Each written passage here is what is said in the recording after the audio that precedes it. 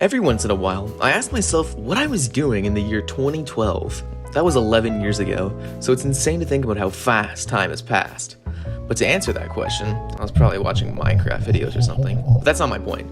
In 2012, there was a lot of classic games being released. Minecraft was in its prime, Call of Duty Black Ops 2 was all over YouTube, and a ton of other classic games that I'm sure most of you have heard of were releasing. One game that was played all over YouTube. This is a game that was talked about whenever horror games were brought up. I'm talking about SCP Containment Breach. Things are dead and they get back up! Oh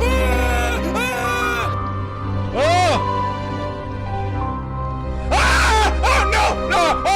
That door is locked up there. Whoa! What the freak?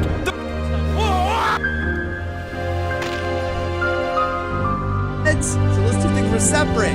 How do you escape this?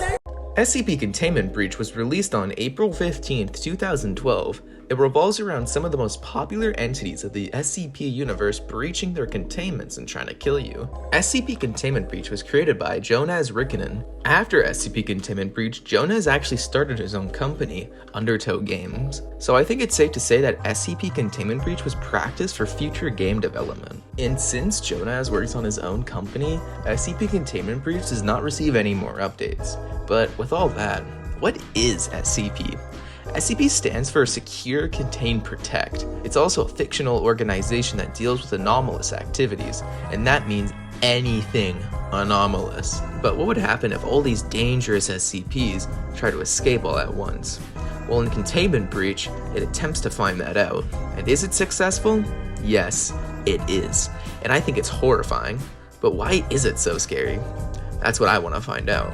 In SCP Containment Breach, you play as a D-Class. D-Class stands for Disposable Class. They are a group of people, usually death row inmates, who are used for testing with the anomalies. The tests usually result in the D-Class's death. And that's my first point. Since you play as the lowest rank in the Foundation, you're gonna be in more danger.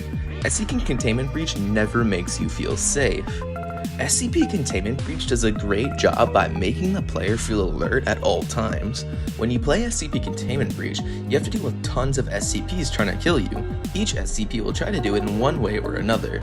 I'll talk about the SCPs later, but for now I want to talk about the goal of the game and how to reach it. In Containment Breach, there's 3 stages. First, you have Light Containment. In the Light Containment Zone, you'll have to face the lower class SCPs. One of these SCPs is SCP-173. SCP-173 is a Euclid-level anomaly.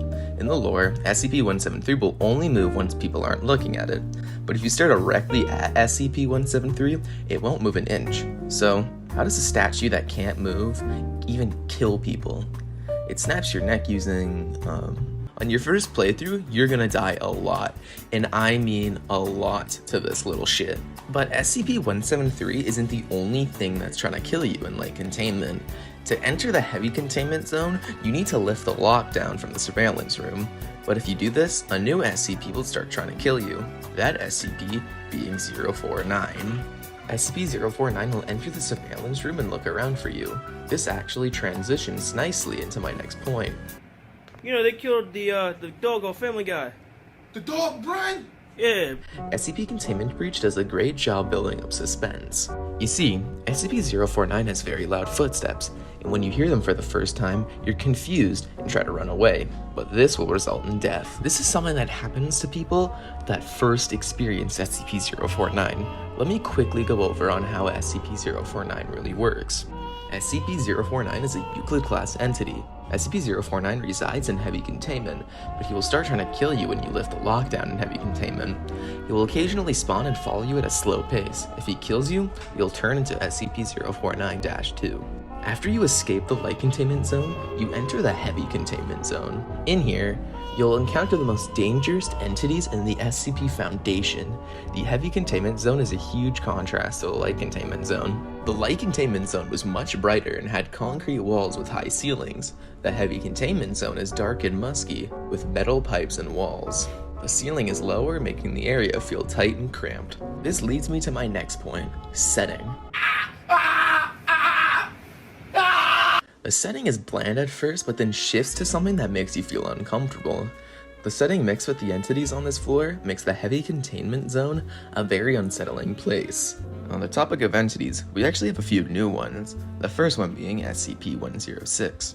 SCP-106 is our first Keter class entity.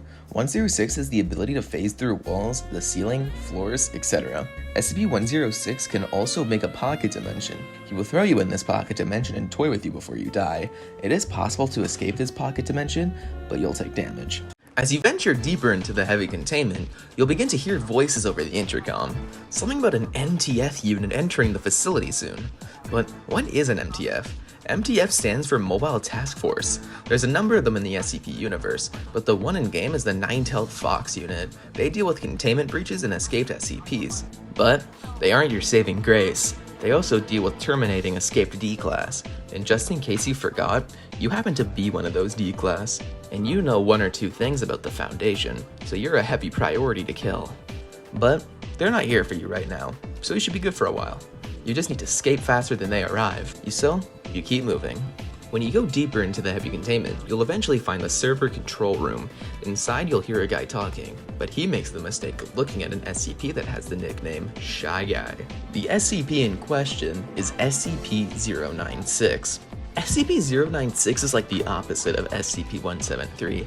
If you look at SCP-096's face, it'll begin to scream loudly, and after a period of time, it will charge at you at alarming speeds. It will never stop chasing you until it reaches its target. So after you witness this guard get killed, it's your job to reset the power of the facility, but SCP-096 will slowly wander around the room. But if you manage to make it out alive, you have to complete all other tasks. You'll need to do the following in heavy containment. Obtain the 04 keycard from SCP-049's containment. Obtain the 05 card from SCP-106's containment. You have to recontain SCP-008, and after all that, you have the option to recontain SCP-106. This decision will matter in the long run. The same could be said for the Alpha Warheads. You have the option to turn them on or off. But in my playthrough, I encountered a strange glitch that threw me off completely. I was entering SCP-106's containment to retrieve the 05 card, but whenever I walked down the stairs, I would phase out of the map. I had no idea what was going on, and I had to no-clip out of the map. If any of you guys have any idea what happened, please tell me. Now that you've completed all the tasks in heavy containment, it's time you enter the entrance zone. When you first enter the entrance zone, you'll hear the voice over the intercom once more. This time, it's warning all remaining personnel to stay where they are, and that the Nine-Tailed Fox have arrived. This is terrible for you. After coming so far, your progress is halted due to the MTF force, but instead of giving up, you decide to continue further into the entrance zone. After sneaking past the guards and smoking a blunt, you've made it. And all that's left to do is... Why isn't the door opening? After all that, there's still more to do? Fine, let's see what we have to do. First, you'll need to go to find the electrical room and turn off the remote door control system. After you've done this, you'll hear a new SCP, SCP-079. SCP-079 is a highly intelligent AI. Before you shut down the remote door control system, SCP-079 had been under control of the entire facility's door controls. But now that you've turned them off, SCP-079 wants them turned back on. So it tells you to come see it in its containment. Once you come to see it, it'll tell you to turn the door controls back on. If you listen to it and turn the door controls back on, it'll tell you to go to Gate B, but you can also go to Gate A. Both gates have their own endings, with a total of 4 endings. I won't go into too much detail about the endings, because I want you guys to see them instead. But with all that, let's move on. So after all that, what makes SCP Containment Breach so scary? I'll quickly go over all my previous points. The constant feeling of being unsafe, suspense, and spooky setting. Let's start with number 1. In SCP Containment Breach, the entities are always going to be after you, and if you suck like I do, you'll be jump scared a lot. Take SCP-173 for example. It will randomly spawn near you, and sometimes behind doors when you're not prepared. The suspense in this game is perfect.